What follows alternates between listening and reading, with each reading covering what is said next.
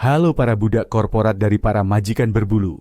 Pernah nggak sih kalian pulang kerja, capek, pengen rebahan, disambut dengan karya seni baru di atas karpet kesayangan? Yap, genangan kecil berwarna kuning yang baunya, yah, khas. Reaksi pertama kita pasti, astaga, ini kucing kenapa lagi sih? Sengaja banget ya bikin kesel. Kita langsung berpikir dia nakal, dia protes, atau jangan-jangan dia sudah nggak sayang lagi sama kita. Tapi, pernahkah kalian berpikir, jangan-jangan dia bukan sedang berulah tapi sedang kesakitan? Gimana kalau genangan kecil itu sebenarnya adalah surat darurat yang nggak bisa dia tulis? Nah, hari ini kita akan membahas sesuatu yang super penting, yang sering banget disalahartikan sebagai kenakalan kucing. Kita akan kupas tuntas gejala infeksi saluran kemih atau ISK, si pembunuh diam-diam yang mengintai anabul kita. Siap? Sebelum mulai, coba tulis di kolom komentar, siapa nama bos berbulu kalian yang suka bikin ulah di rumah? Sebelum kita masuk ke daftar gejala yang bikin parno, kita perlu paham dulu. Kenapa sih kucing rentan banget sama masalah beginian? Jawabannya ada di DNA mereka. Ingat, nenek moyang kucing kita itu adalah makhluk gurun. Mereka berevolusi untuk bisa bertahan hidup dengan sedikit air. Makanya, urin mereka itu pekat banget, super konsentrat. Ini bagus untuk bertahan di padang pasir, tapi di rumah kita yang nyaman, ini bisa jadi masalah. Urin yang pekat bikin kristal dan batu lebih gampang terbentuk di kandung kemih mereka. Ibaratnya, sistem perkemihan mereka itu kayak mesin kopi canggih yang butuh air murni, tapi kita malah kasih air keruh. Cepat atau lambat, pasti mampet. Ditambah lagi, kucing itu makhluk yang gampang stres. Pindah rumah, ada anggota keluarga baru, atau bahkan kamu geser letak sofanya saja, itu bisa bikin mereka cemas. Dan stres pada kucing, anehnya, sering banget larinya ke masalah kandung kemih.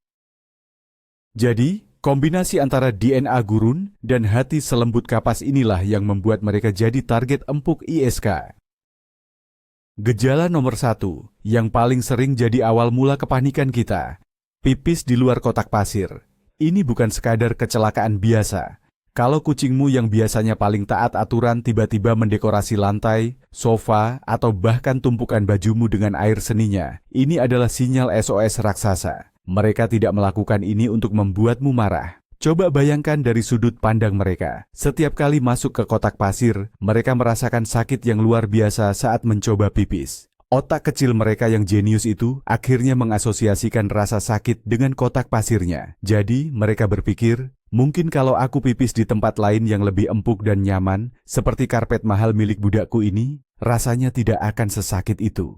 Ini adalah logika putus asa dari makhluk yang sedang menderita. Jadi, alih-alih langsung menyemprotkan cairan pembersih dengan muka masam, coba lihat mata mereka. Kemungkinan besar, mereka sedang bingung dan ketakutan. Ini adalah tanda pertama bahwa kamu harus mengubah peran dari pemilik yang kesal menjadi detektif kesehatan.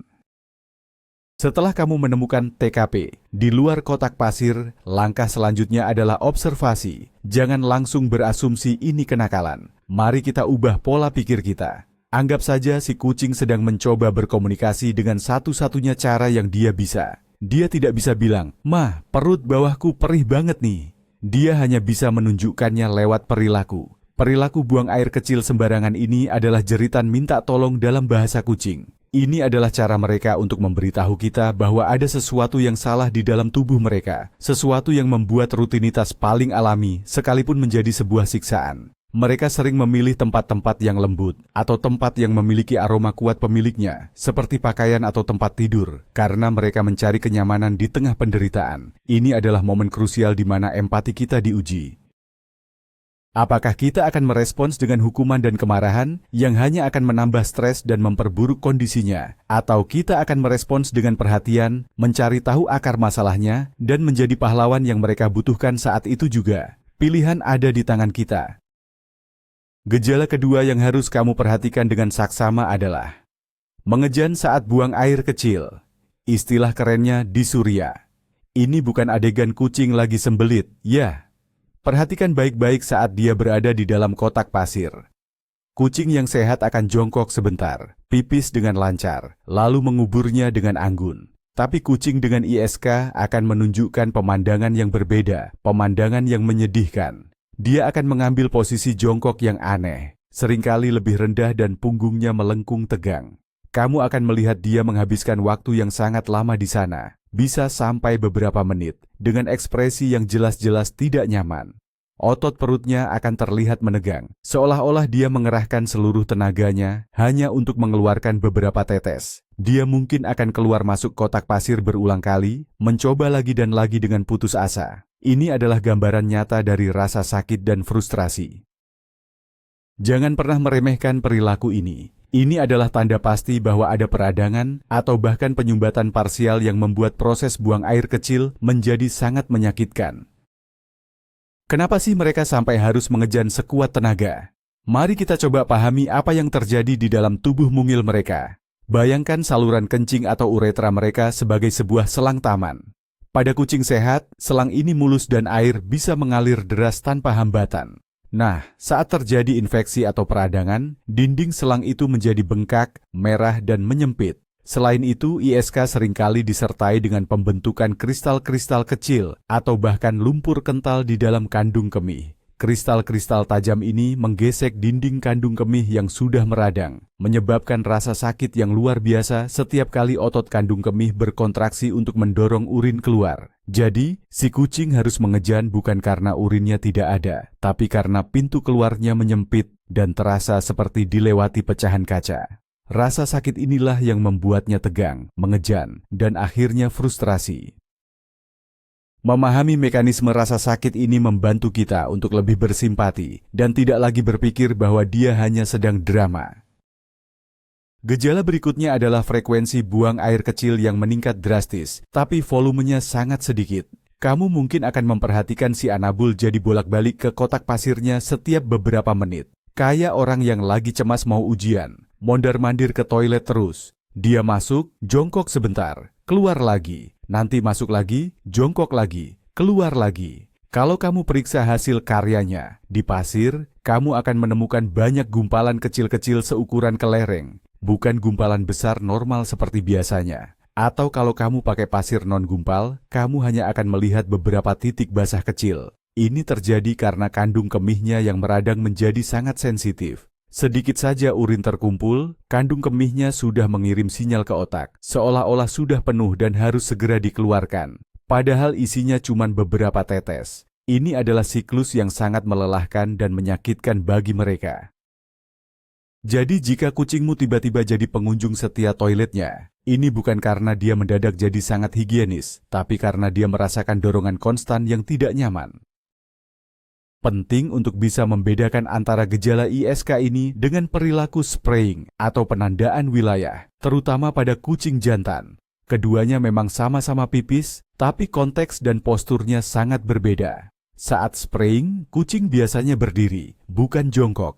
Ekornya akan terangkat lurus ke atas dan bergetar, lalu dia akan menyemprotkan sedikit urin secara horizontal ke permukaan vertikal, seperti dinding, kaki meja, atau tirai.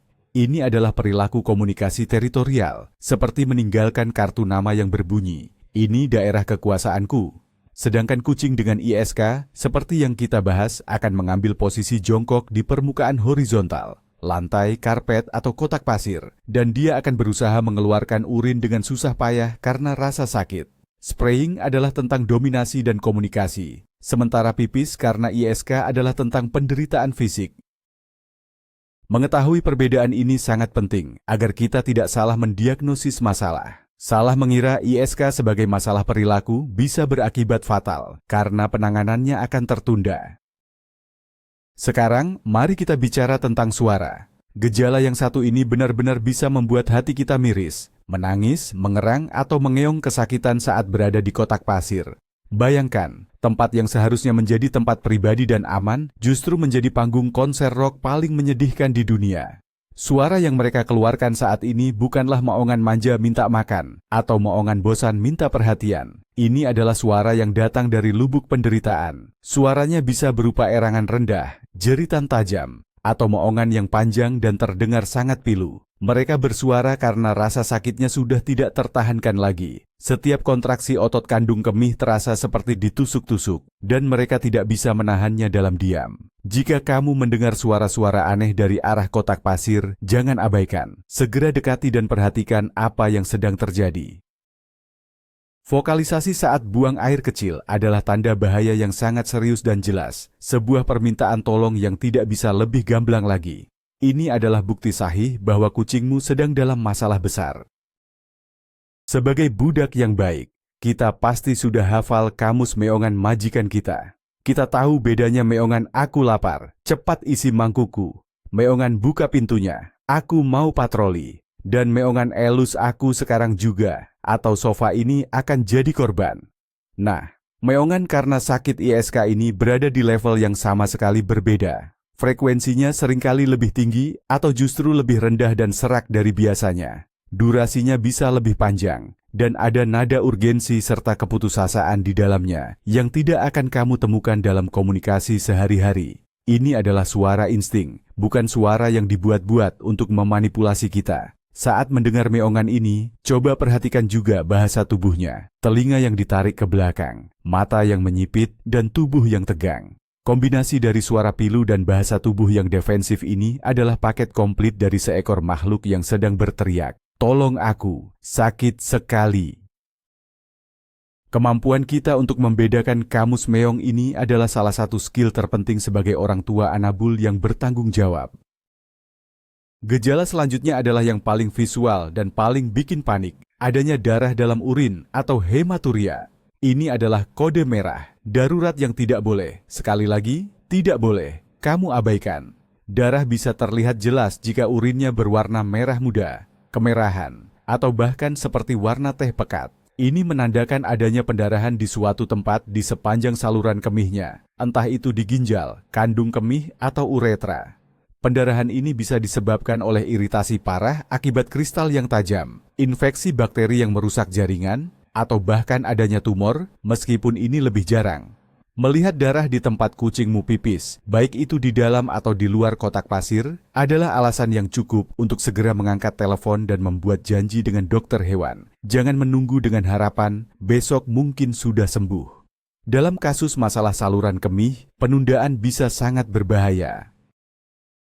Anggap saja ini sebagai alarm kebakaran paling nyaring yang bisa diberikan oleh tubuh kucingmu. Saat alarm berbunyi, kita tidak diam saja, kan? Kita bertindak. Oke, tapi bagaimana cara kita tahu ada darah kalau kita pakai pasir yang menggumpal atau yang warnanya gelap? Ini memang sedikit lebih sulit, tapi bukan berarti tidak mungkin. Disinilah peran kita sebagai detektif anabul dimulai. Untuk pengguna pasir gumpal, clumping litter, perhatikan baik-baik gumpalan urinnya sebelum kamu membuangnya. Apakah warnanya sedikit lebih gelap dari biasanya, atau ada semburat warna merah muda atau kecoklatan di pinggirannya? Terkadang, darah tidak akan membuat seluruh gumpalan menjadi merah, tapi hanya meninggalkan jejak samar. Untuk pengguna pasir jenis lain, seperti kristal atau kertas, ini mungkin sedikit lebih mudah terlihat karena warnanya akan kontras. Jika kamu benar-benar curiga tapi tidak yakin, ada trik yang bisa kamu lakukan. Letakkan beberapa lembar tisu dapur putih di atas pasirnya. Saat kucingmu pipis, tisu akan menyerap sebagian urin dan noda darah. Sekecil apapun akan lebih mudah terlihat di permukaan putih. Ini mungkin terdengar merepotkan, tapi beberapa menit investigasi di kotak pasir bisa memberikan informasi krusial yang bisa menyelamatkan nyawa kucing kesayanganmu. Sekarang kita beralih ke kebiasaan grooming. Kucing adalah makhluk yang sangat bersih, mereka bisa menghabiskan separuh waktu sadarnya untuk menjilati bulu. Tapi ada perbedaan besar antara grooming normal dan grooming berlebihan, terutama di area tertentu. Gejala ISK lainnya adalah kucing menjadi sangat obsesif menjilati area genitalnya. Kamu akan melihat dia terus-menerus membersihkan area di bawah ekornya, terkadang dengan sangat kasar dan terburu-buru. Dia melakukan ini bukan karena tiba-tiba jadi super higienis. Dia melakukan ini karena area tersebut terasa sakit, panas, dan tidak nyaman. Menjilat adalah cara instingtif mereka untuk mencoba meredakan iritasi dan rasa sakit. Ini mirip seperti saat kita menggosok-gosok lutut yang terbentur. Jika kamu melihat perilaku ini, coba periksa area tersebut. Kamu mungkin akan menemukan bulu di sekitarnya rontok, kulitnya kemerahan, atau bahkan sedikit bengkak akibat jilatan yang konstan. Ini adalah tanda fisik yang jelas bahwa sumber masalahnya ada di area saluran kemih. Mengapa perilaku self-soothing atau menenangkan diri dengan cara menjilat ini menjadi bendera merah yang besar? Karena ini menunjukkan tingkat ketidaknyamanan yang signifikan. Grooming normal biasanya dilakukan dengan tenang, santai, dan menyebar ke seluruh tubuh. Tapi grooming karena rasa sakit ini terlihat kompulsif, terfokus hanya pada satu titik, dan seringkali disertai dengan kegelisahan. Kucingmu mungkin akan berhenti makan atau bermain hanya untuk kembali menjilati area yang sakit itu. Ini adalah satu-satunya obat yang dia miliki, satu-satunya cara yang dia tahu untuk mencoba mengatasi penderitaannya. Sayangnya, jilatan yang berlebihan ini justru bisa memperburuk keadaan. Air liur yang terus-menerus membasahi kulit bisa menyebabkan iritasi sekunder atau infeksi kulit yang disebut urine scald. Jadi, ketika kamu melihat kucingmu lebih sibuk di bawah sana daripada biasanya, jangan anggap itu hanya kebiasaan aneh. Itu adalah usahanya yang putus asa untuk menyembuhkan dirinya sendiri, dan itu adalah sinyal bagi kita untuk segera membawanya ke seseorang yang benar-benar bisa menyembuhkannya, dokter hewan. Perubahan tingkat energi juga merupakan indikator penting. Gejala berikutnya adalah kelesuan atau letargi. Kucingmu yang biasanya aktif, suka berlari-larian jam 3 pagi seperti kesurupan, tiba-tiba berubah menjadi gumpalan bulu yang tidak bergerak. Dia mungkin akan tidur lebih lama dari biasanya, dan bahkan ketika bangun, dia terlihat tidak bersemangat. Dia tidak lagi tertarik pada mainan favoritnya, tidak menyambutmu di pintu, dan lebih memilih bersembunyi di bawah tempat tidur atau di dalam lemari. Ini bukan karena dia sedang malas atau marah padamu. Ini karena tubuhnya sedang berjuang melawan rasa sakit dan peradangan. Rasa sakit kronis itu sangat menguras energi. Seluruh sumber daya tubuhnya dialihkan untuk mengatasi masalah internal, sehingga tidak ada lagi energi yang tersisa untuk aktivitas normal. Dia bersembunyi karena secara insting, hewan yang sakit akan mencari tempat yang aman dan terpencil untuk melindungi diri dari predator, bahkan jika predator satu-satunya di rumah adalah mainan tikus berbulu. Jadi, jika mode hemat daya kucingmu aktif lebih lama dari biasanya, ini saatnya untuk waspada. Penting untuk bisa membedakan antara kucing yang sedang tidur nyenyak dan kucing yang benar-benar lesu atau letargi. Kucing memang seorang profesional dalam hal tidur, mereka bisa tidur 16-20 jam sehari. Tapi, tidur yang sehat berbeda dengan kelesuan. Kucing yang tidur sehat, jika distimulasi, misalnya dengan suara kantong makanan favoritnya atau kilatan laser, akan langsung bangun dan merespons. Mungkin matanya masih setengah terpejam, tapi telinganya bergerak, ekornya berkedut, dan dia menunjukkan minat. Sebaliknya, kucing yang letargi akan terlihat tidak hadir, bahkan saat dia bangun. Dia mungkin tidak akan bereaksi sama sekali terhadap stimulus yang biasanya paling dia sukai. Tatapannya kosong, gerakannya lambat dan terlihat berat. Dia mungkin bahkan menolak untuk bangun sama sekali. Ini adalah perbedaan yang krusial. Letargi adalah tanda bahwa sistem tubuhnya sedang tidak berfungsi dengan baik. Rasa sakit dari ISK bisa begitu hebatnya sehingga mematikan semua minatnya terhadap dunia luar. Jangan pernah menganggap remeh perubahan drastis dalam tingkat aktivitas dan responsivitas kucingmu. Salah satu tanda paling mengkhawatirkan pada kucing adalah ketika dia menolak makanan. Gejala berikutnya adalah kehilangan nafsu makan, yang terkadang disertai dengan muntah. Kita semua tahu, makanan adalah pusat alam semesta bagi kebanyakan kucing. Mereka adalah sang raja dan ratu, dan kita adalah pelayan yang bertugas menyajikan persembahan. Jadi, ketika sang penguasa tiba-tiba menolak persembahan udang atau ayam favoritnya, ini adalah tanda bahwa ada sesuatu yang sangat salah. Rasa sakit dan peradangan akibat ISK bisa menyebabkan mual sistemik. Sama seperti manusia, saat kita merasa sangat tidak enak badan, hal terakhir yang ingin kita lakukan adalah makan. Penolakan terhadap makanan, bahkan untuk 1 hari saja, bisa berbahaya bagi kucing karena hati mereka sangat rentan terhadap kondisi yang disebut hepatic lipidosis atau perlemakan hati saat mereka tidak makan. Jika kehilangan nafsu makan ini disertai dengan muntah, tingkat kegawatannya meningkat. Ini bisa menandakan infeksi sudah menyebar atau rasa sakitnya sudah sangat parah. Bagaimana bisa masalah di kandung kemih mempengaruhi perut dan nafsu makan? Ini semua tentang bagaimana tubuh merespons rasa sakit dan stres. Rasa sakit yang konstan dari ISK memicu pelepasan hormon stres seperti kortisol. Tingkat stres yang tinggi ini dapat secara langsung menekan nafsu makan dan memperlambat sistem pencernaan. Selain itu, rasa sakit itu sendiri dapat menyebabkan mual. Bayangkan jika kamu menderita sakit gigi yang parah, apakah kamu akan bersemangat untuk makan steak? Tentu tidak. Hal yang sama berlaku untuk kucing. Ketidaknyamanan yang terus-menerus di perut bagian bawah membuat mereka merasa mual dan tidak ingin memasukkan apapun ke dalam sistem mereka.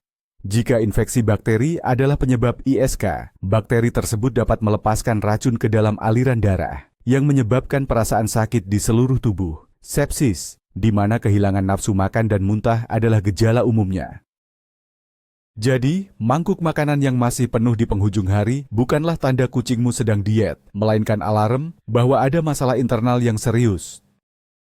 Sekarang kita sampai pada skenario paling gawat darurat, mimpi buruk setiap pemilik kucing, terutama kucing jantan, penyumbatan saluran kemih total. Ini bukan lagi sekadar infeksi, ini adalah kondisi yang mengancam nyawa dalam hitungan jam. Uretra atau saluran kencing pada kucing jantan sangat panjang dan sempit, seperti sedotan kopi yang tipis. Ini membuatnya sangat rentan tersumbat oleh gumpalan lendir, kristal, atau batu kecil. Ketika sumbatan total terjadi, urin tidak bisa keluar sama sekali. Kandung kemih terus terisi oleh urin yang diproduksi oleh ginjal, menjadi semakin besar, tegang, dan sangat menyakitkan, seperti balon yang akan meledak. Kucing dengan penyumbatan akan menunjukkan semua gejala yang telah kita bahas. Tapi dalam versi ekstrim, dia akan berulang kali masuk ke kotak pasir tanpa hasil, mengejan dengan sangat keras, menangis dengan pilu, dan terlihat sangat gelisah, atau justru sangat lesu. Dia mungkin juga akan mulai muntah-muntah dan bersembunyi. Ini adalah situasi darurat level tertinggi. Mengapa penyumbatan ini begitu mematikan? Karena ini adalah bom waktu. Ketika urin tidak bisa dikeluarkan, racun-racun yang seharusnya dibuang dari tubuh mulai menumpuk kembali di dalam aliran darah. Ginjal, yang merasakan tekanan balik dari kandung kemih yang penuh, akan mulai rusak dan bisa mengalami gagal ginjal akut. Selain itu, penumpukan racun, terutama kalium, akan mengganggu irama jantung dan dapat menyebabkan serangan jantung mendadak. Proses ini terjadi dengan sangat cepat. Kucing yang tampaknya baik-baik saja, di pagi hari bisa berada dalam kondisi kritis di malam hari. Tanpa intervensi medis segera, kucing dengan penyumbatan saluran kemih total bisa meninggal dalam waktu kurang dari 24 hingga 48 jam. Tidak ada obat rumahan untuk ini. Tidak ada tunggu dan lihat. Jika kamu mencurigai kucing jantanmu mengalami penyumbatan, dia tidak bisa pipis sama sekali. Ini bukan lagi saatnya untuk mencari di Google. Ini adalah saatnya untuk lari ke klinik hewan darurat terdekat, bahkan jika itu jam 3 pagi. Jadi, apa yang harus kamu lakukan jika melihat satu atau beberapa gejala ini pada kucingmu? Rencana aksinya hanya satu dan sangat sederhana. Segera hubungi dokter hewan. Tolong, jangan mencoba mendiagnosis sendiri atau mencari solusi di forum online. Internet memang penuh dengan informasi, tapi juga penuh dengan nasihat yang salah dan berbahaya. Memberikan obat pereda nyeri manusia bisa meracuni kucingmu. Mencoba memijat, kandung kemihnya bisa menyebabkannya pecah. Menunggu terlalu lama bisa mengubah infeksi yang bisa diobati menjadi gagal ginjal atau penyumbatan fatal. Dokter hewan adalah satu-satunya orang yang bisa melakukan diagnosis yang tepat melalui pemeriksaan fisik, urinalisis, tes urin, dan mungkin USG.